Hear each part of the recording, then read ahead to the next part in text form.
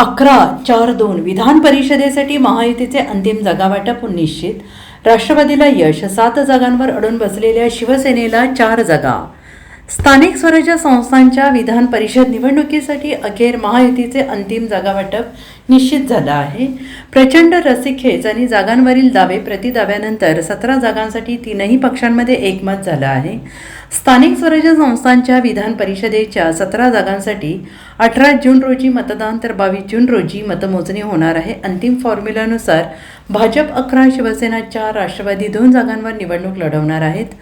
प्रदेश आणि केंद्रातील नेत्यांच्या चर्चेनंतर जागांवर शिक्कामोर्तब करण्यात आलेला आहे. अतिरिक्त 1 जागा पदरात पाडून घेण्यात राष्ट्रवादीला यशस्वी झाली आहे, तर 7 जागांवर अडून बसलेल्या शिवसेनेला 4 जागांवर समाधान मानावं लागणार आहे.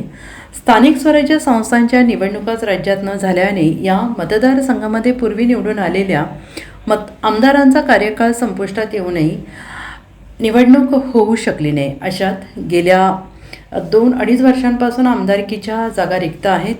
स्थानिक स्वराज्य संस्था मतदारसंघातील एकूण मतदारसंख्येच्या 75% मतदारसंख्या असेल तर विधान परिषदेची निवडणूक घेता येते. विधान परिषदेच्या एकूण 78 सदस्य संख्येपैकी 22 सदस्य स्थानिक स्वराज्य संस्थांद्वारे निवडून जात असतात. सोलापूर, अहमदनगर, ठाणे, जळगाव, नांदेड, सांगली, सातारा, यवतमाळ, पुणे, भंडारा, गोंदिया स्थानिक संस्थांच्या विधान परिषदेच्या जागांसाठी निवडणूक होणार आहे.